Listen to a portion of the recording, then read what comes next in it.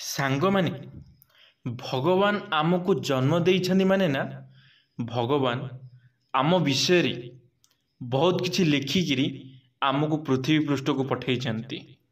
भगवान आमे केबे मरिबा केबे जन्म नेबा केबे आम सहित कौन घटिबो सबु किछि भगवान गोटे गोटे करी उल्लेख करिछन्ति।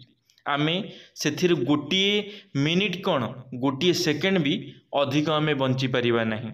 गोटे सेकेंड भी आमे ए पृथ्वी पृष्ठ रे रही परिबा नहीं।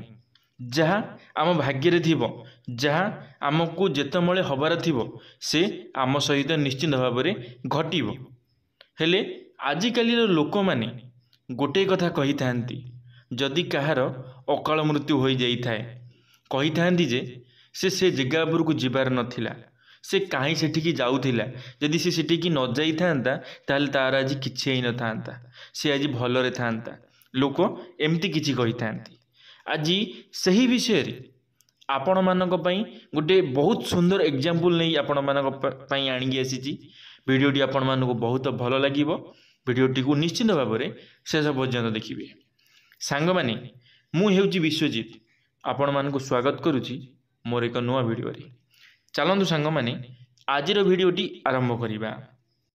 सांग माने अकाल मृत्युर रहस्य बुझंतु। अचानक मृत्यु काहेकि हुए पूरा रहस्य जानतु गरुड़ पुराण माध्यम रे। सांग माने प्रायतः आपण यह देखिथिबे कि अचानक कहार दुर्घटना मृत्यु हो जाए तो घर लोक कही थांती सेठिकी न जाइथिले एमिति होई न थांता। किछि लोक पानी रे बुड़ी मरी जाए तो लोक कही थांती नदी पोखरी को गाधेइबा को न जाइथिले तो एमिति होई न थांता। तेबे जेकोसी प्रकार दुर्घटना हेउ कि आत्महत्या हेउ किंबा कौनसी अचानक मृत्यु समस्ते प्रायतः यही कथा कही थांती। सही स्थिति को न जाइथिले यह केबे होई न थांता ताहार विपद टली जाई थांता। किंतु सांग माने जहा निश्चिंत होई थाए ताहा आम सह होइकी ही रही थाए।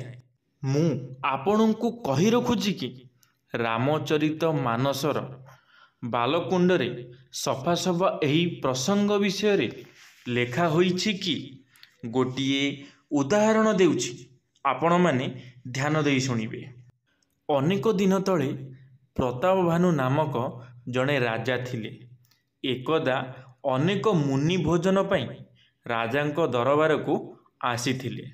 राजांकर जो रोसई थिला से जड़े मायावी राक्षसी थिले। सेही राक्षस समस्त संत एवं ब्राह्मणों थाली रे मांस परसी देला। एहापरे क्रोधरे ब्राह्मणगण राजा को अभिशाप देइथिले कि जा तू सर्वदा पाई राक्षस बनी जा। राजा भाविले जदि मो ब्राह्मण को भोजन पाई डकई न थांती ताहाले बोध हुए ए अवस्था मोर आज होई न थांता। सेही राजा प्रताप भानु आगु को जाई रावण होइथिले।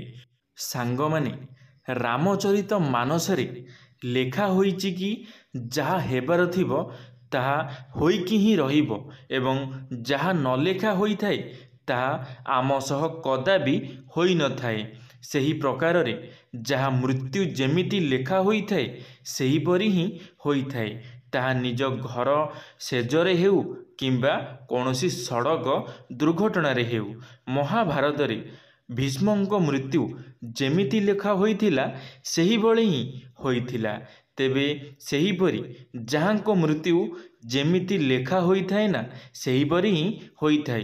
तेणु एथिरे सभा करिबा किंबा चिंतित हेबा उचित नुहे।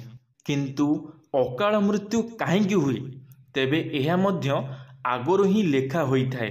किंतु जदि आपण घरु बाहरिबा समय रे भगवान को शालग्राम को पूजा करी पादुक ग्रहण करी बाहर को जानती एहा द्वारा विपद टली जाई थाए। तेबे सांग माने कहार जदि सड़क दुर्घटना किंबा पानी रे बुड़ी मृत्यु होई जाए ना एहीपरि मृत्यु को अनेक अकाल मृत्यु कहा जाए।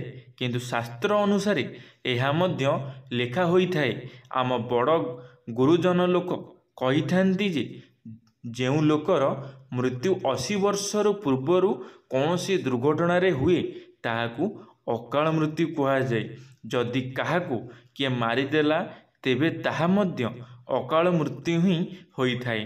तेबे पुण्य आत्मार कौन होइथाए जेमिति कि स्वामी विवेकानंद जीवन रे पुण्य करथिले जदि से मरी जाती तेबे से स्वर्गलोक को ही जाइथांती। तेबे जो लोक पाप कार्य करिथाए सेमाने एइठी ही आत्मा साजी बुली थांती।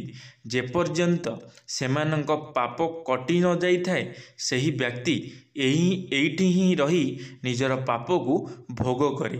तेबे पुण्य आत्मार सद्गति पाई पिंडदान करिबा निहाती आवश्यक, निहाती उचित। सांग माने आपण माने गोटे कथा निश्चित भाव में मन रखि थांतु, आमे ए पृथ्वी को आसीचे आम भाग्य जहाँ थी जहाँ आम पाई लेखा जाइछि से लेखा को केही भी बदलै दे पारिबेनी। से लेखा को बदलैबा लोक हेउचंती जणे, से हेउचंती स्वयं भगवान जी आम विषय लिखिचंती।